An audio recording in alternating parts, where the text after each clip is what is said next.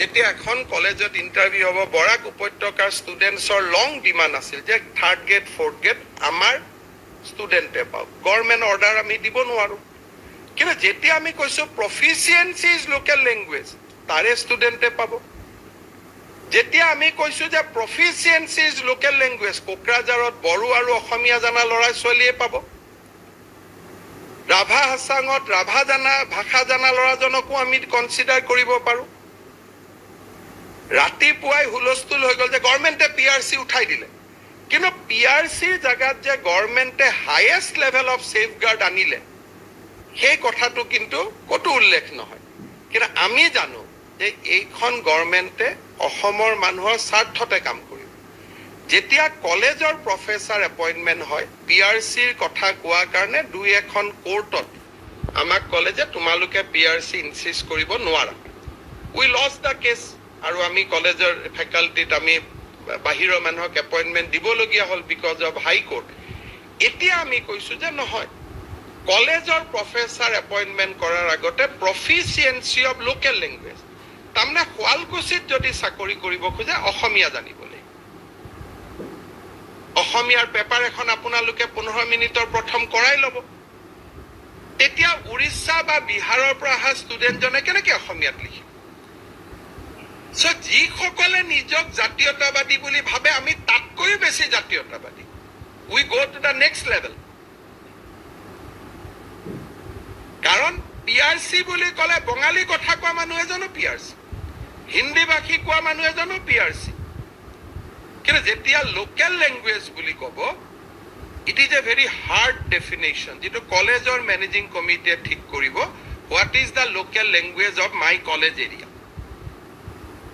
শুৱালকুছি কলেজে ক'ব অসমীয়া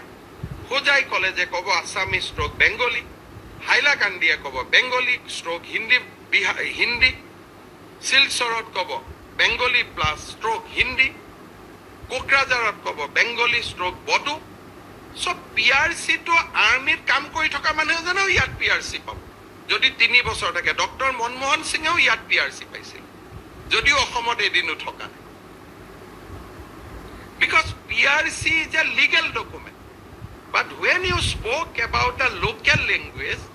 it is a subjective satisfaction of that college and jar followed কলেজৰ পোষ্টত আউটসাইডাৰে এপইণ্টমেণ্ট পোৱাৰ কথাটো নাহিবই কিন্তু ৰাতিপুৱাৰ পৰা সাংবাদিক মেল প্ৰেছ কনফাৰেন্স সব হৈ গ'ল কিন্তু কতো এখাৰ নকলে যে গভৰ্ণমেণ্টে another safeguard was prescribed সেই কাৰণে মই ভাবো যে আমাৰ উদ্দেশ্য সবৰে এটাই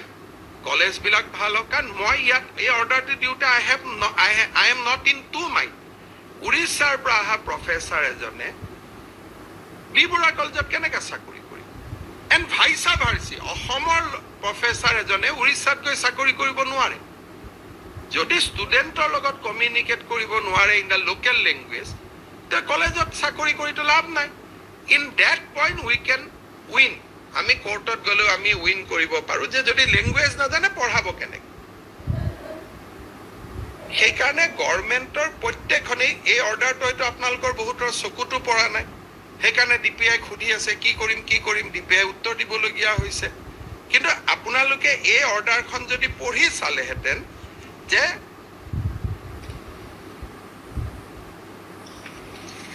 all candidates must have proficiency in local language matter finish in university to provision নাই খুদিবৰ কাৰণে কলেজৰো প্ৰয়োজন নাই কাৰো প্ৰয়োজন নাই কাৰণ লোকেল ল্যাঙ্গুৱেজ যে ই বেছি ষ্ট্ৰিক্ট পলিসি যাতে বাহিৰা মানুহ আহি নুফুমায় আৰু বাহিৰা মানে ইভেন ষ্টেটৰো ভিতৰত যদি হসা PRCও হয় কিন্তু অসমীয়াটো যদি নিশিকে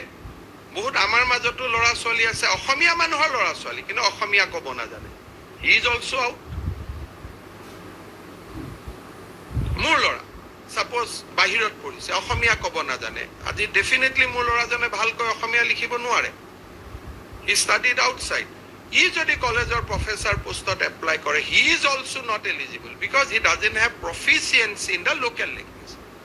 কলেও নহব লিখিবও লাগিব So interpret this clause in your favor, যাতে আপোনালোকে ভাল শিক্ষক কৰ্মচাৰী কলেজত নিযুক্তি দিব পাৰে যোনে লোকেল লেংগুৱেজটোক জানিব। এনেকুৱা ধৰণৰ ক্লজে ষ্টুডেণ্টক বাধ্য কৰিব যে মই অসমীয়া শিকিম, মই বেংগলী শিকিম, মই বড়ো শিকিম, মই হিন্দী শিকিম, আদাৰৱাইজ মই কলেজত চাকৰি নাপাম। আমি SCSতো এই ক্লজটো দিছোঁ, আমি লোকসেৱা আয়োগৰ পৰীক্ষাটো এই ক্লজটো দিছোঁ, যাতে